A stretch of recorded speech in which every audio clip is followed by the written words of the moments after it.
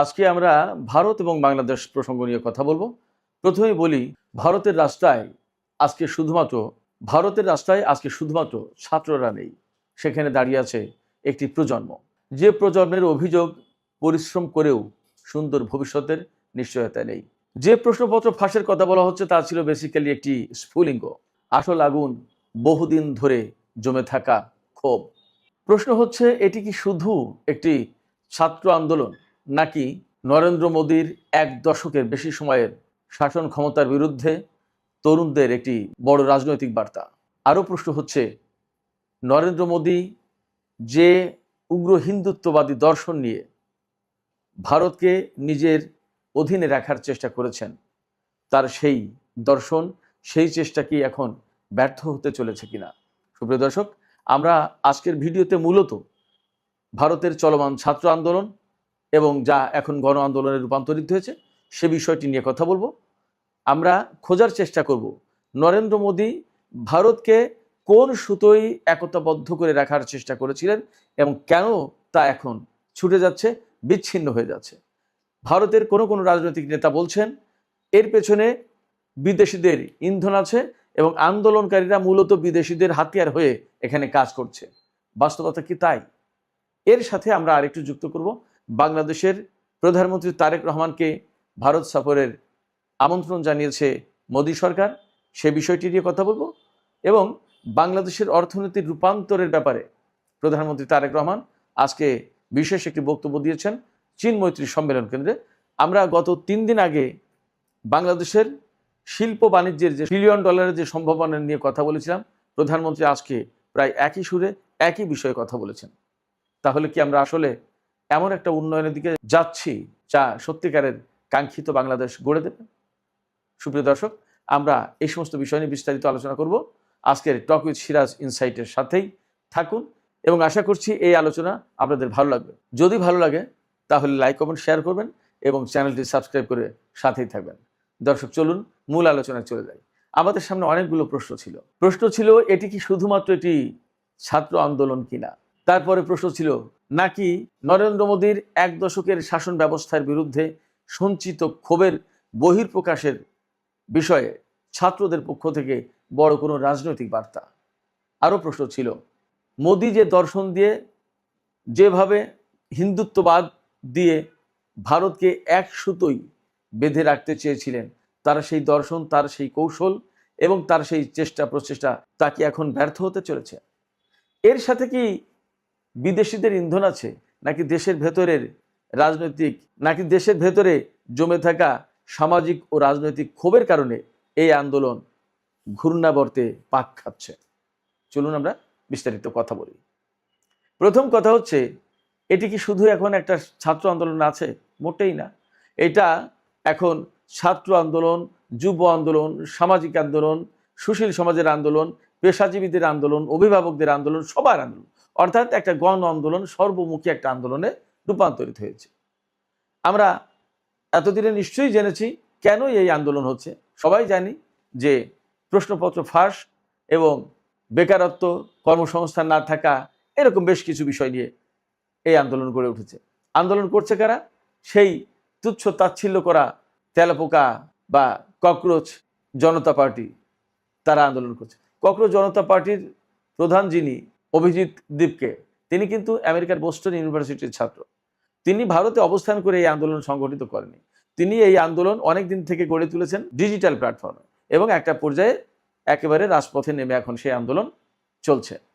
আন্দোলনের তীব্রতা এতই বেশি হয়েছে, আরো 2 দিন আগে মোদী সরকার ব্যাপক ধরপকড়, মারপিট, নির্যাতন চালিয়েছে আন্দোলনকারীদের উপরে। এই আন্দোলনের একত্রতা প্রকাশ করতে গিয়ে কংগ্রেসের শীর্ষ নেতা রাহুল গান্ধী এবং প্রিয়াঙ্কা গান্ধীকে আটক করা হয়েছিল। যখনই এইরকম শীর্ষ পর্যায়ের নেতৃত্বকে আটক করা হয়েছে, তখনই বোঝা গেছে যে এই আন্দোলন একেবারে চূড়ান্ত রূপ লাভ করবে।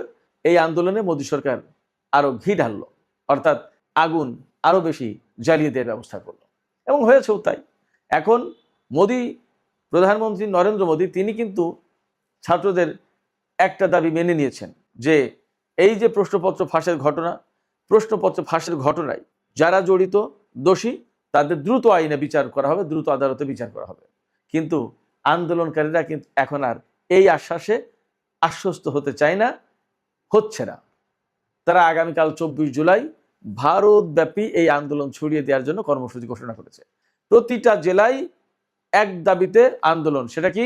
শিক্ষামন্ত্রী ধর্মেন্দ্র প্রধানের পদত্যাগ দাবি, পাশাপাশি যে পরিস্থিতি তৈরি হচ্ছে তাতে সরকারের পতন আন্দোলনও এখান থেকে গড়ে উঠতে পারে।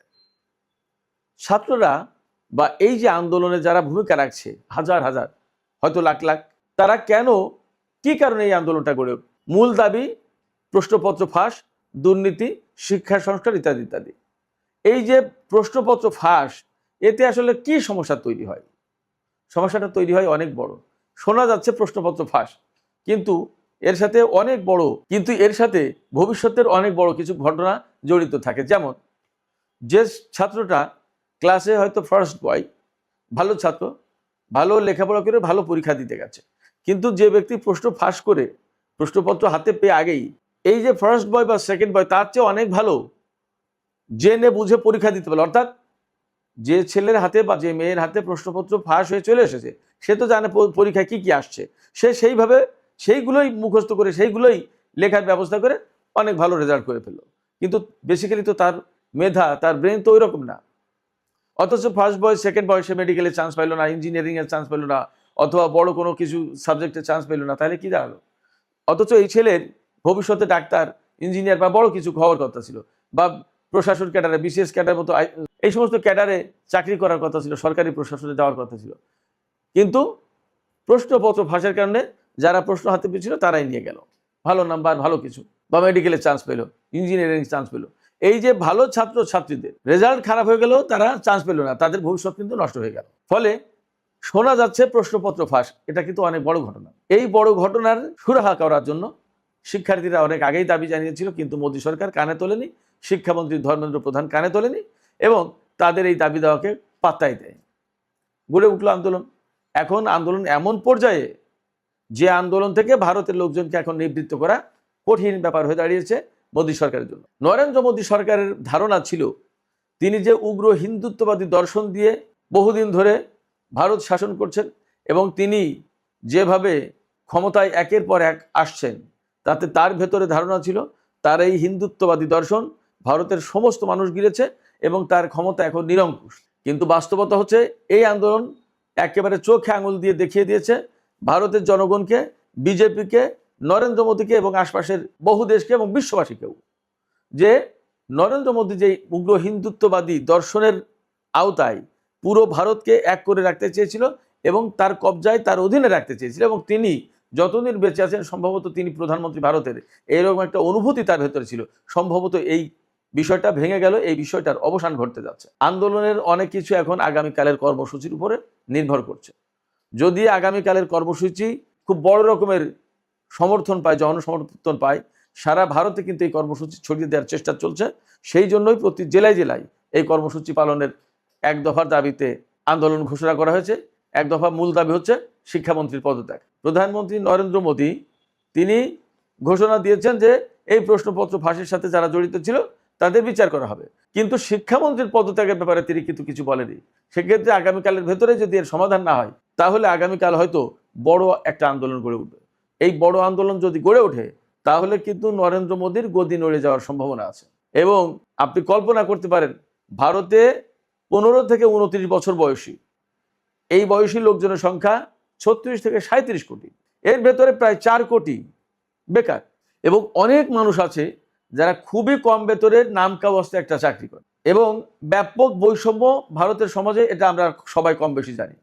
সেখানে নানা রকমের কাস্টের প্রথাগত যে বর্ণ ভেদাভেদ, এগুলো নানা রকমের বৈষম্য আছে।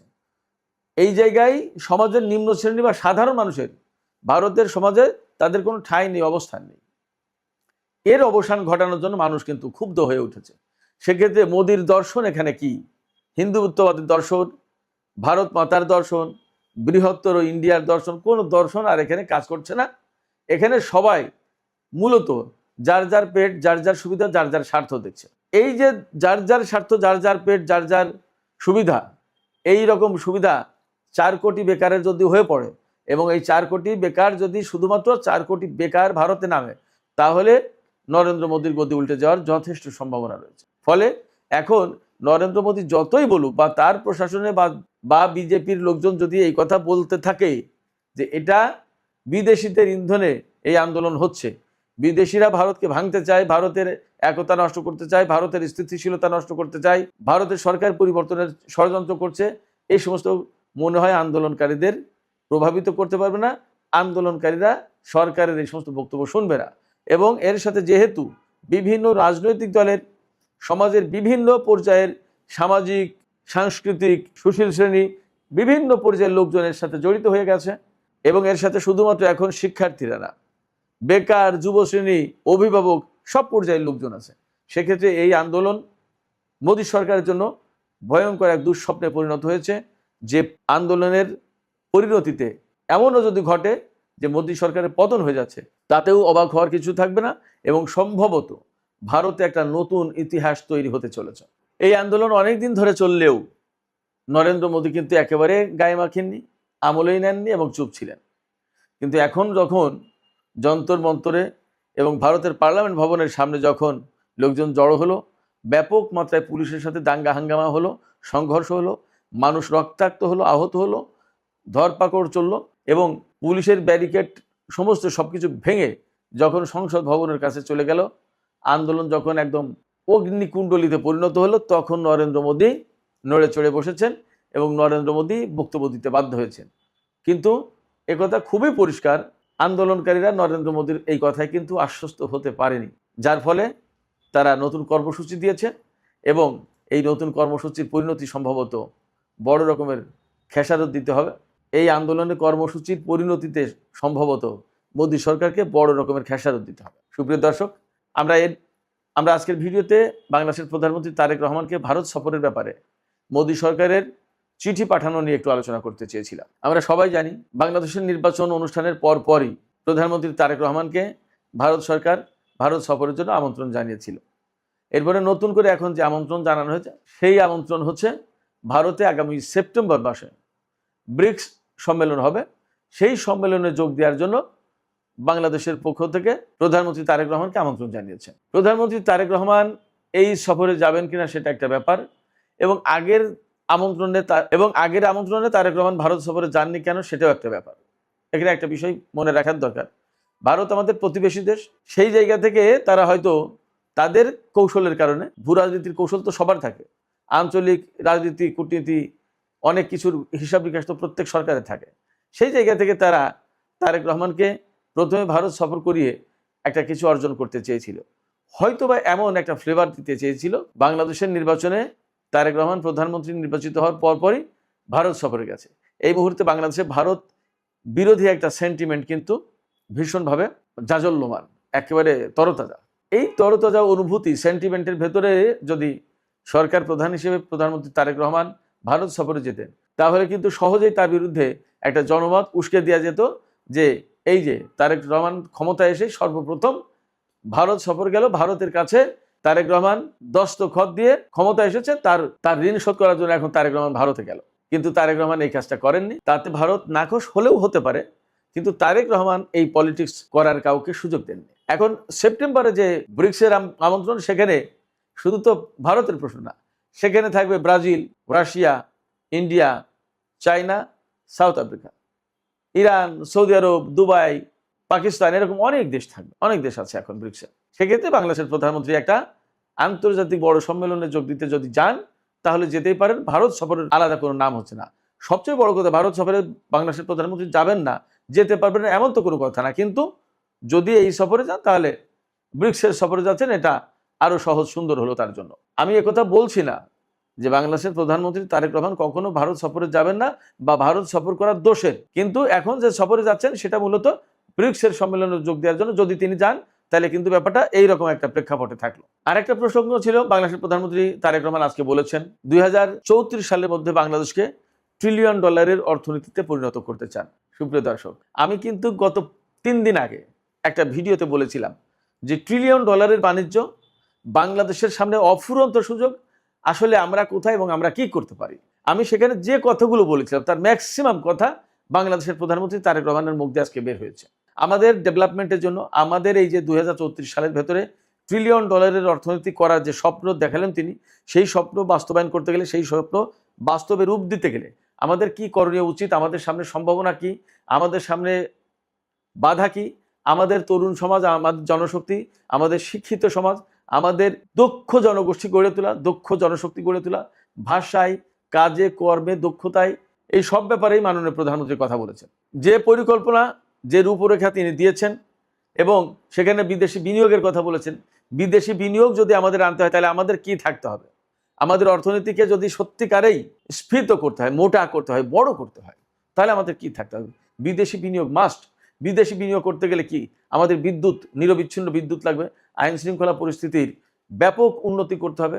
চাঁদাবাজি, ঘুষ, দুর্নীতি, ফাইল আটকে সুবিধা নেওয়া, আমলাতান্ত্রিক জটিলতা, প্রশাসনিক জটিলতা, সবকিছু দূর করতে হবে। এই সমস্ত করতে গেলে প্রধানমন্ত্রী তারেক রহমানকে অত্যন্ত কঠোর অবস্থানে থেকে এবং গঠনমূলক অবস্থানে থেকে অনেক কাজ করতে হবে। এবং শুধু একা প্রধানমন্ত্রী কাজ করলে হবে না, তার সাথে প্রশাসনের, দেশের সবাইকেই সহযোগিতা করা প্রয়োজন। সেই প্রশ্ন কিন্তু থেকে যাচ্ছে। এই বিষয়গুলো কতটুকু এনশিওর করা যাবে, এই জায়গায় সরকার এবং বিরোধী দলের একটা অংশগ্রহণ, পারস্পরিক সহযোগিতার সম্পর্ক গড়ে তোলা দরকার।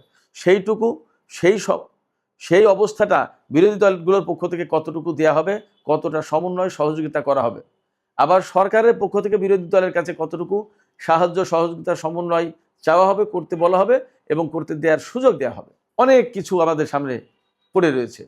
এই সমস্ত সবগুলো যদি করতে পারি, আমাদের জন্য রিয়েলি অনেক অনেক বড়, সুন্দর, উজ্জ্বল ভবিষ্যৎ অপেক্ষা করছে। আমাদের ডেভেলপমেন্ট, আমাদের উন্নতি মোটেই অসম্ভব কিছু নয়। সুপ্রিয় দর্শক, আমরা এই মুহূর্তে শুধু অপেক্ষাই করি এবং আমরা সবাই যার যার অঙ্গন থেকে কাজ করার চেষ্টা করি। এই যে $1 ট্রিলিয়ন অর্থনীতি, বাংলাদেশ যে একটা উদীয়মান শক্তি, এই শক্তি আরও চাঙ্গা হোক, আরও শক্তিশালী হোক, আরও বিকশিত হোক, সেই জন্য যা যা করা দরকার সরকারের পক্ষ থেকে সেই সমস্ত উদ্যোগ নেওয়া হোক এবং দেশের নাগরিক হিসেবে আমাদের সবার যার যেখানে যে দায়িত্ব, সেই দায়িত্ব আমরা পালন করি। তবে একটা কথা সবার শেষে বলতেই হবে, এখানে মূল দায়িত্ব, মূল কাজ সরকারকেই করতে হবে। সবচেয়ে বড় ব্যাপার সুশাসন, আইনের শাসন, দুর্নীতি দমন, চাঁদাবাজি বন্ধ এবং বিরোধী দলগুলোর সাথে দারুণ একটা সমন্বয় অপরিহার্য যদি আমরা উন্নত বাংলাদেশকে চাই, যদি আমরা $1 ট্রিলিয়ন অর্থনীতি গড়ে তুলতে চাই। সুপ্রিয় দর্শক, আজকের আলোচনা এখানে শেষ করতে চাই। যাবার আগে আজকে আপনাদের কাছে প্রশ্ন রাখি, ভারতের প্রধানমন্ত্রী নরেন্দ্র মোদী যে হিন্দুত্ববাদী দর্শনের সুতোয় পুরো ভারতকে বেঁধে রেখে নিজের ক্ষমতাকে পাকাপোক্ত করতে চেয়েছিলেন এবং তিনি হয়তো স্বপ্ন দেখেছিলেন আজীবন ভারতের প্রধানমন্ত্রী থাকবেন, তার সেই স্বপ্ন কি এখন ভেঙে যেতে বসেছে কিনা, সেই সম্ভাবনা তৈরি হয়েছে কিনা, আপনাদের মতামত জানিয়ে কমেন্টে লিখতে পারেন। আর ভিডিও ভালো লাগলে লাইক, কমেন্ট, শেয়ার করবেন এবং টক উইথ সিরাজ ইনসাইড